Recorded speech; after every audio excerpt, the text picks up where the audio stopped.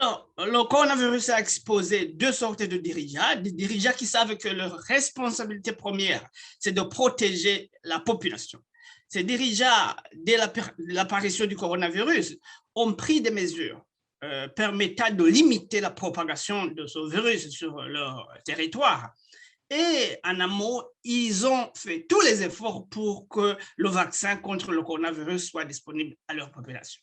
Alors, contrairement à ce que nous avons au Burundi, nous avons des dirigeants inconscients qui ne savent pas que leur responsabilité première, c'est de protéger les Burundais. À ces dirigeants, on voit une sorte d'inconscience.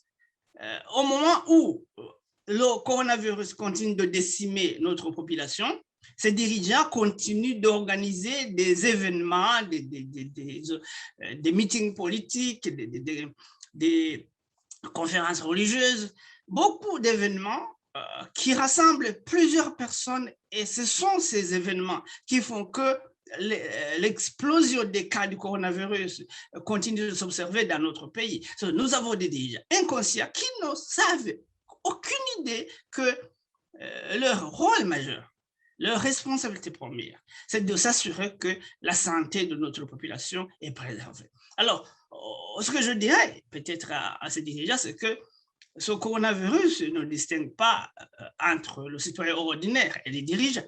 Il faut prendre ce virus au sérieux. C'est un virus mortel qui a déjà décimé des milliers de personnes à travers le monde. Prenez-le au sérieux. Rassurez-vous que les mesures barrières de l'OMS sont mises en place.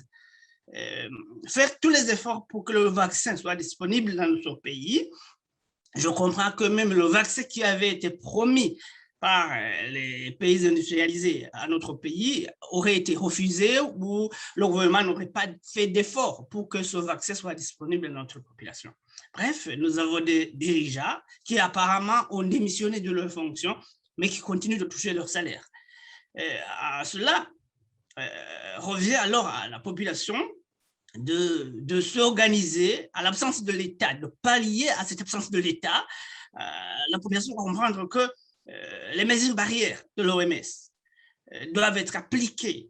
Même s'il n'y a pas de gouvernement pour nous sensibiliser, nous devons nous organiser nous-mêmes, comprendre que ces événements qui rassemblent beaucoup de personnes et à travers lesquels le coronavirus continue de se propager sur l'ensemble des territoires, nous devons les éviter.